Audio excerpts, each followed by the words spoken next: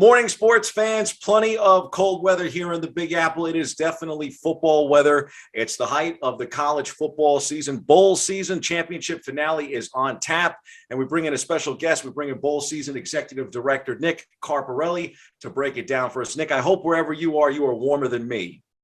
Yeah, well, I'm in Houston today getting ready for the Texas Bowl, last game of bowl season before that championship game. And when I arrived here, I expected it to be warmer, and it's not. So not too much better situation than you, Bobby. Well, it's great to hear that it's a little bit warmer at least, and definitely excited to have you here on the show with us this morning. Always great to talk some college football with you. And I guess for the fans at home that aren't aware of what your job is and exactly what bowl season is, I figured that'd be the best place for us to start. So what does your job entail, and what exactly is bowl season? So think of bowl season as March Madness for football, right? It's different, but the sports are different. College football is unique. We have a 100-year-old tradition in college football to play in bowl games at the end of the regular season.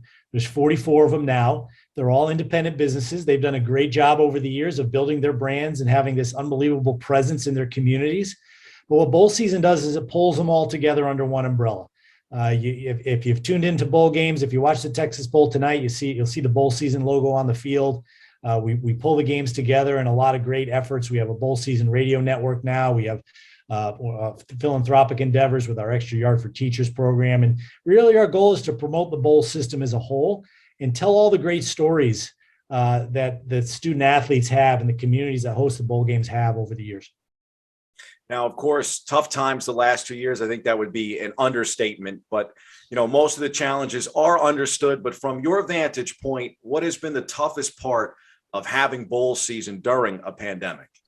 I think it's just the uncertainty, right? I think what's going on in the world is not unique to the game of college football. It's not unique to bowl season, but the ability or the inability to, reschedule games, to have a fallback position, to have teams to fill in for teams that back out. Those are a lot more difficult to execute during bowl season than they are at other times of year. So I think there's been a lot of frustrations with the teams that have backed out last minute from bowl games. A lot of those decisions have been left into the hands of the teams, and we really have no standard across all the games and all the conferences. So that part's been frustrating.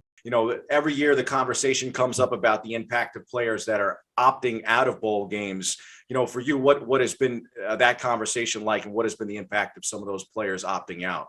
Yeah, we don't worry about it too much. 95 or more % of the players opt in. It's the job of every bowl to provide a great, memorable experience for those student athletes. We've seen examples of student athletes given opportunities in bowl games that they might not have had otherwise, and they've stepped up and made a name for themselves. And I think everybody's excited to see them play next year. I think the opt-out issue is more of a societal issue.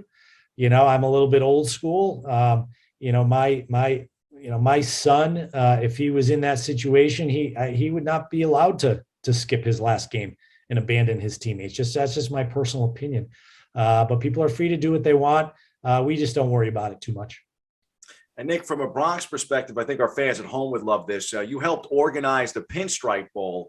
That's the only Bronx Bowl game. What was that experience like? How proud Bobby, of you? I'll tell you, I've been very fortunate in my career to have some great jobs working for great people. And I have some, a lot of personal great stories to tell.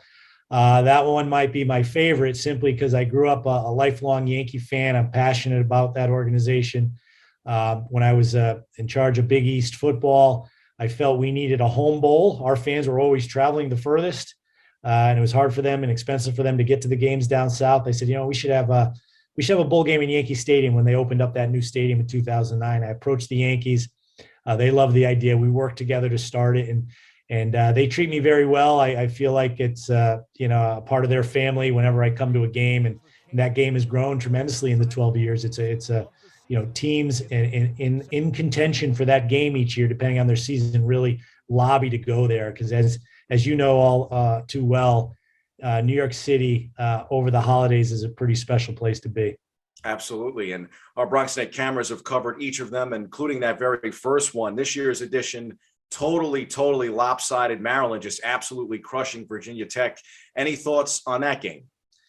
Yeah, it was probably actually I'm pretty certain it was the most lopsided Pinstripe Bowl. We've had so many competitive ones, overtime games. That one was a surprise, but you never know with a team like Virginia Tech. They're going through a coaching change, and you never know what was going on in their head. But certainly Maryland came to play and put on a great show. Definitely got to ask you too, of course, about the playoff itself and the two semifinal matchups. Your thoughts on Georgia shutting down Michigan and Alabama running past Cincinnati? Yeah, well, I watched the Alabama-Cincinnati game on TV. I was in Miami, so I was at the Orange Bowl. Certainly not the most exciting games in bowl season, despite the fact that they were semifinal games.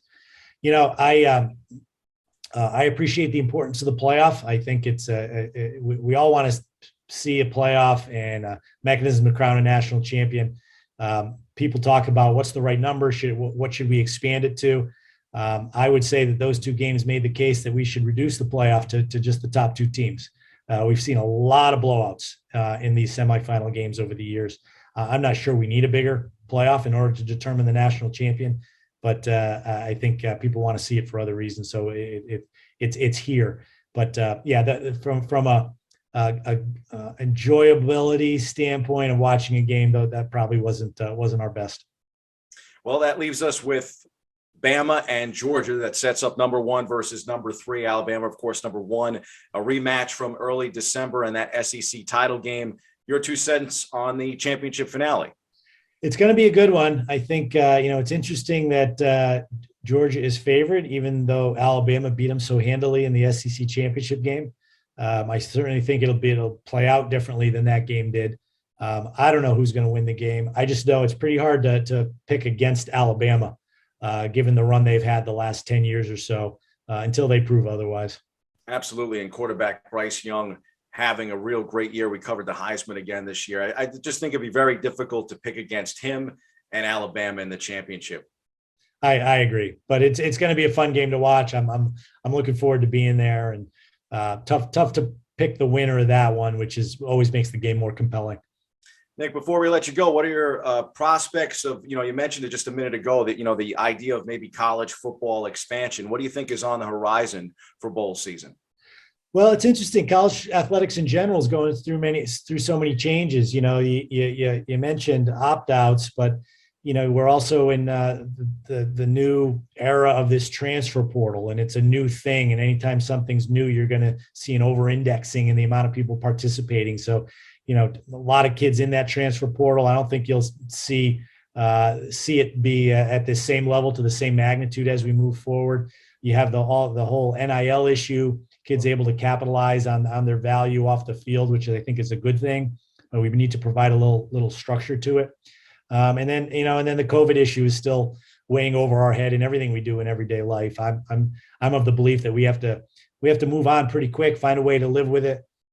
It's not the same virus it was, 2 years ago. We've learned a lot more from it, and we can't disrupt our lives anymore. So a lot of things going on all at once. I think it's the combination of those things that's making things so complicated for us these days. But we'll get through it. I figured you could give your son a shout out as well, since he's pitching here in the Bronx for Manhattan College. Yeah, Nick Carparelli III. He's a freshman pitcher for the Jaspers up in the Riverdale section there. He's home for break now. He absolutely loves Manhattan College.